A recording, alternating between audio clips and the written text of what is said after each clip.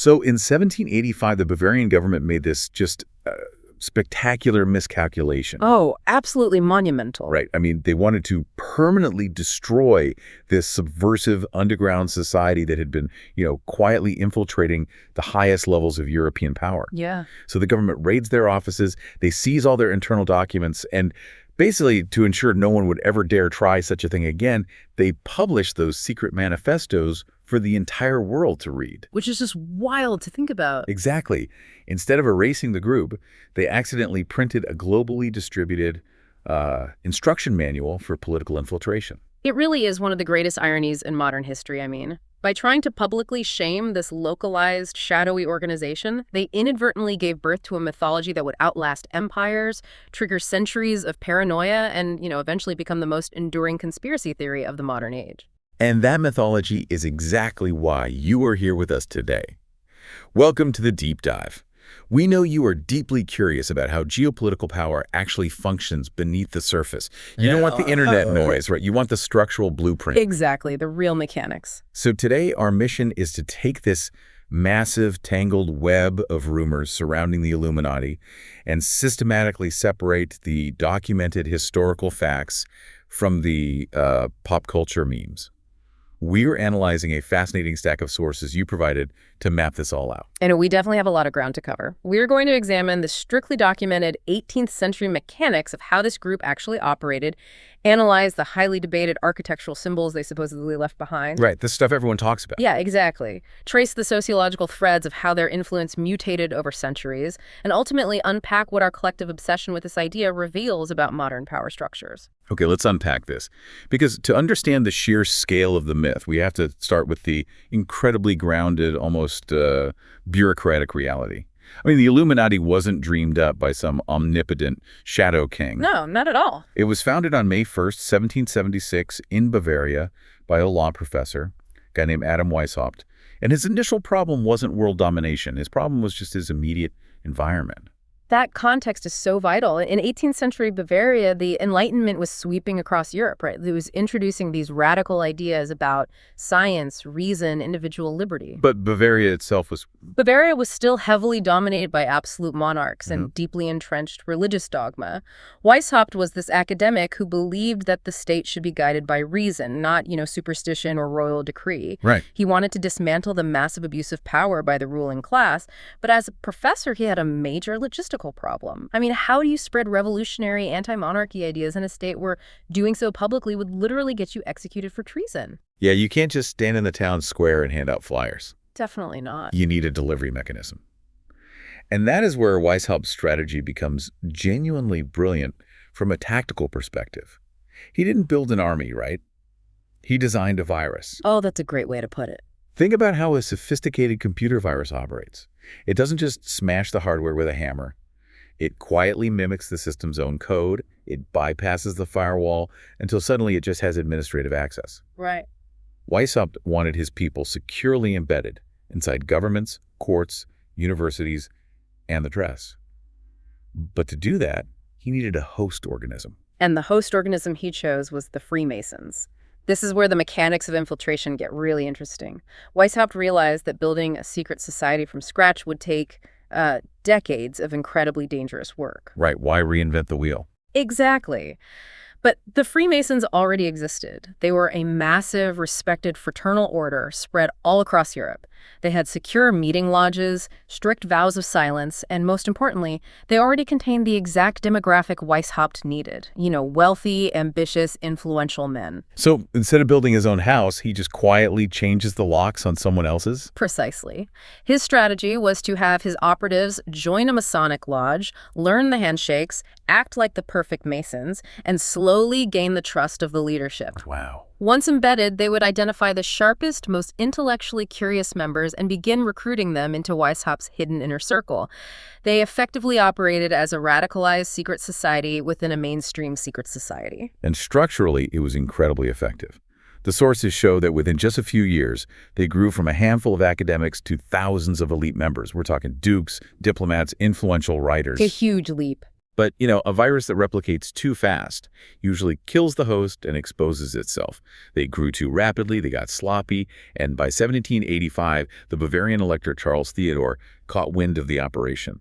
He issues an edict completely banning all secret societies. What's fascinating here is the profound irony we mentioned earlier. When the Bavarian authorities seized the Illuminati's internal documents, they didn't just find a roster of names. They found a comprehensive philosophy on how to subvert the state. Right? They discovered the internal hierarchy, the initiation rituals, and even Weishaupt's personal codename. He called himself Spartacus. Spartacus. Yeah. Like a clear nod to leading a rebellion against an empire. Exactly. Right, and by publishing these texts to shame them, the Bavarian government essentially open-sourced the code for revolution. They took Weishaupt's secret philosophy and broadcast it across Europe.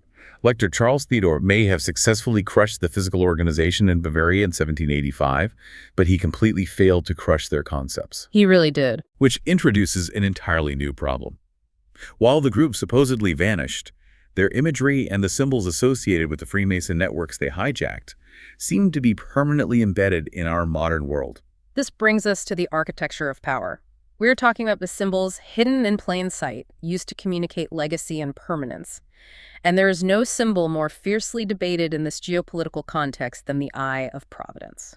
The floating eye inside the glowing triangle. Yeah, that one. Now, originally, it was an old Christian symbol representing the all-seeing eye of God, but its modern associations are, well, much more complex. Here's where it gets really interesting, though, because the timeline of how that symbol migrates into American financial power is incredibly tense. Yeah.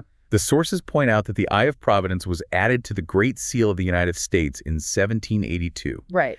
That is 3 years before the Illuminati was officially dismantled in Bavaria. So the symbol is already woven into the foundational imagery of America. But it doesn't end up on the physical paper money, the $1 bill, until way later. Yeah, it wasn't added to the currency until 1935 under President Franklin D. Roosevelt. The official explanation provided at the time is thoroughly standard. They said the pyramid represents strength and permanence, and the eye represents the divine watchfulness of God over a new, enduring nation. Sure, that's the official PR line. But let's look at the mechanics of who actually made that decision. FDR was a highly documented Freemason. Yes. His Secretary of Agriculture, Henry Wallace, the guy who aggressively lobbied to put this specific symbol on the currency, was also a documented Freemason. Yep. And then you look at the Latin phrase positioned directly beneath that pyramid on the dollar bill. Novus Ordo Seclorum. Such a heavy phrase. Officially, it translates to New Order of the Ages. But in our modern cultural lexicon, it is the absolute bedrock of the New World Order concept. And this structural phenomenon isn't limited to currency. You see similar arguments applied to urban planning. The most famous example is the street grid of Washington, D.C. Specifically, the avenues radiating north of the White House, which form a shape strongly resembling a Masonic compass. And when you look at the historical record, the city's original designer, Pierre-Charles L'Enfant, and its surveyor, Benjamin Banneker, both operated within Masonic circles. Wait, hold on a second. I have to push back here just a bit. Go for it. Cities are inherently full of intersecting diagonal lines. If you draw enough lines on any dense urban map, you'll eventually find a triangle, or a pentagram, or a compass. Yeah. Are we sure we aren't just looking at standard 18th century urban planning and calling it a conspiracy? That's a fair question. Especially when you consider the historical nuance. I mean, L'Enfant was famously dismissed from the DC project before it was finished, and he took his maps with him. Banneker and Andrew Ellicott had to literally recreate that grid from memory. Does a perfectly orchestrated, sinister Masonic compass really survive that chaotic of a redrafting process? That pushback gets to the very core of this entire analysis. We really have to balance human psychology against historical reality. On one hand, the human brain is hardwired for pareidolia. We actively seek out meaningful patterns in random noise because it helps us make sense of a chaotic world. Like seeing faces in clouds. Exactly. But on the other hand, powerful fraternal orders do use symbols deliberately. That is a factual mechanism of how they operate. Symbols allow groups to project authority and allegiance across generations without speaking a single word. That makes sense. It is entirely historically consistent that men who belong to a deeply symbolic order would embed those aesthetic signatures into the literal foundations of the institutions they were building. It doesn't automatically imply a sinister, blood-drinking global plot. It simply means that architects of power leave their cultural fingerprints on their creations. Architects of power leave their cultural fingerprints. That is a brilliant way to frame it. But it begs a much larger, much more uncomfortable question. We know the symbol survived, but did the organism itself survive that 1785 banishment? The big question. Did the Illuminati just take their fingerprints and evolve into a quieter, more resilient network? To answer that, we have to trace the sociological threads of how influence actually mutates over time. Let's start with the immediate aftermath of the ban. Adam Weishaupt wasn't thrown into a dungeon. He wasn't. No, he was banished to Gotha, where he was immediately granted asylum by Duke Ernst II, who just happened to be a former Illuminati member. Oh, wow. Convenient. Very. Weishaupt lived comfortably under the protection of nobility, continuing to write and publish his ideological works for another 45 years until his death in 1830. So the architect of the movement was never truly silenced. But a retired academic writing essays in exile doesn't explain the global panic that followed. I mean, how does a defunct Bavarian book club suddenly get blamed for the bloodiest revolution in Europe? That mechanism relies entirely on the human need for a scapegoat. Fast forward to the French Revolution in 1789, the monarchy falls, chaos reigns, and the established order of Europe is terrified. In 1798, a Scottish scientist named John Robison publishes this massive book called Proofs of a Conspiracy.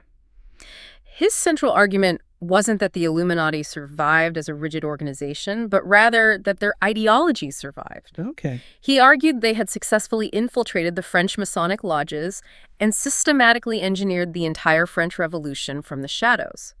Now, obviously, modern historians point to massive economic inequality, famine, and systemic corruption as the real drivers of the French Revolution. We're not taking sides on history here, just laying out what the sources say people believed back then. Exactly. But at the time, Robison's book was taken incredibly seriously by the global elite. And this is where the history gets almost surreal. That book crosses the Atlantic and lands on the desk of George Washington. Yes. The first president of the United States actually reads this warning about Illuminati infiltration, and he writes a letter in response.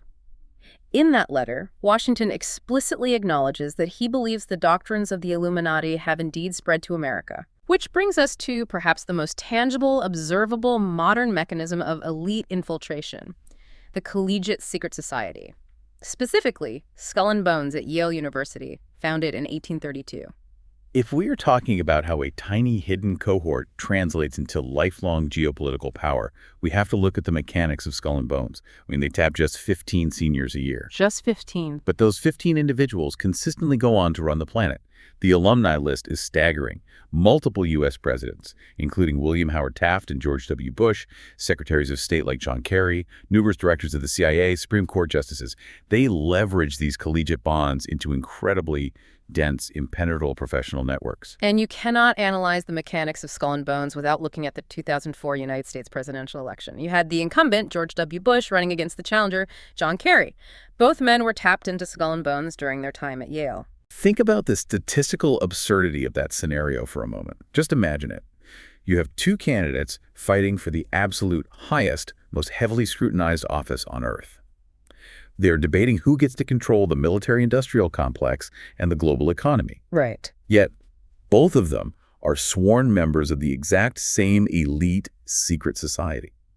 And when mainstream journalists directly ask them about this shared membership on national television, they both essentially smirked, cited their vows of secrecy, and completely refused to discuss it. This raises an important question about the nature of modern networking and transparency. Because Skull and Bones is ultimately just the collegiate training ground for the massive adult power structures we see today. Organizations like the Council on Foreign Relations, the World Economic Forum, and the Bilderberg Group. The Bilderberg Group is the ultimate example. You have heads of state, tech billionaires, central bankers, and media moguls meeting at a heavily guarded hotel once a year. There is zero press access. There are no public minutes taken. To the average observer, that looks like a cartoonish level of villainous plotting. And we must remain completely impartial when analyzing why these structures exist. The official defense from organizations like Bilderberg is that global leaders genuinely need a space for frank and open discussion. Right, without the cameras. Exactly. Their argument is entirely pragmatic. The moment you put cameras in a room, politicians stop solving complex international problems and start posturing for their domestic voters. They argue that privacy is a necessary mechanism for actual diplomatic and economic stability. It prevents international panic over theoretical ideas. I hear that logic. I really do. But let's look at the flip side of that coin, because the mechanics of that necessary privacy are entirely indistinguishable from the mechanics of oligarchic collusion. It's very fine lines. So you have the individuals who control global capital, energy markets, and sovereign militaries coordinating behind closed doors, completely insulated from the voters whose lives will be directly impacted by those decisions. Even if they aren't plotting a sinister New World Order, they are explicitly bypassing the very democratic oversight that gives their governments legitimacy in the first place. That is the core tension of this entire deep dive. Is it simply They know it creates an aura of mystery, they know it drives internet engagement, and they know millions of people will spend hours analyzing their music videos frame by frame on social media. it becomes a self-sustaining loop of clout? The public naturally suspects a hidden hand guiding society. The artists mimic the symbols of that hidden hand to generate controversy and attention. Right. And then the public uses that blatant mimicry as definitive proof that the hidden hand actually exists. And nothing captures the absolute absurdity of this modern loop better than the official website. Yes, there is a literal website, illuminatiofficial.com. You can pull it up right now. It's wild that it exists. They claim to be the authentic historical Illuminati, graciously stepping out of the shadows to guide humanity toward a prosperous New World Order. And they also happen to feature a newsletter you can subscribe to, alongside a fully integrated e-commerce store where you can buy branded merchandise. You can literally buy a gold Illuminati talisman or a branded hoodie. And the maddening part of it all is the sheer ambiguity. Nobody actually knows what it is. Yeah. Is it a high-budget, incredibly committed parody art project mocking conspiracy theorists? Or is it a genuine, bizarre recruitment tool designed to filter out the gullible? It's completely opaque. And in a way, creating total ambiguity is the ultimate form of societal misdirection. If the truth about how power operates is buried under endless layers of irony, parody, and branded merchandise, it becomes structurally impossible for the public to take the actual mechanisms of power seriously. So what does this all mean? We've gone from an 18th century Bavarian law professor trying to subvert absolute monarchies, to George Washington writing worried letters, to two Yale fraternity brothers casually running for president, all the way to a website selling hoodies. How do we synthesize all of this data? If we connect this to the bigger picture, the thesis that emerges from these sources is deeply profound. The word Illuminati has entirely ceased to be about Adam Weishaupt's specific 1776 organization. Instead, it has become a psychological container. It is a vessel for a very legitimate, very real societal frustration. A psychological container. I like that. Yes. The specific Bavarian group is dead. But the concept of the Illuminati gives a face, a name, and a shape to an observable reality that is incredibly difficult for the human mind to process. We all observe that small, insular networks of wealthy, powerful people coordinate to protect their own interests. You see it every day. Exactly. We see that the public is routinely left in the dark about how massive, world-altering economic and military decisions are made. That isn't a conspiracy. That is just the factual reality of how consolidated power operates. But consolidated geopolitical power dynamics is a dry academic concept. Right. It doesn't sound very exciting. The Illuminati is a story. It provides people with a tangible villain they can actually understand.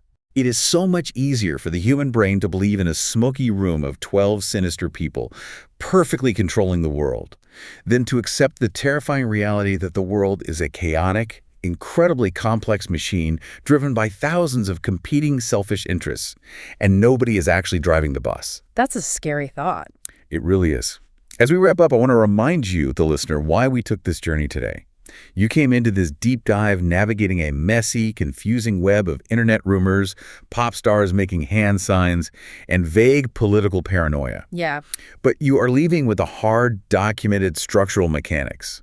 You now understand the precise tactics Adam Weishaupt used to hijack existing networks. You understand the very real tension between human pattern recognition and the institutional symbols woven into our architecture. Absolutely. And most importantly, you have a completely new lens through which to view modern power dynamics. Not as magic, but as observable mechanics. You can finally see the load-bearing walls hidden in the dark room. Exactly. But before we sign off, there is one final, almost haunting thought that emerged from our sources today.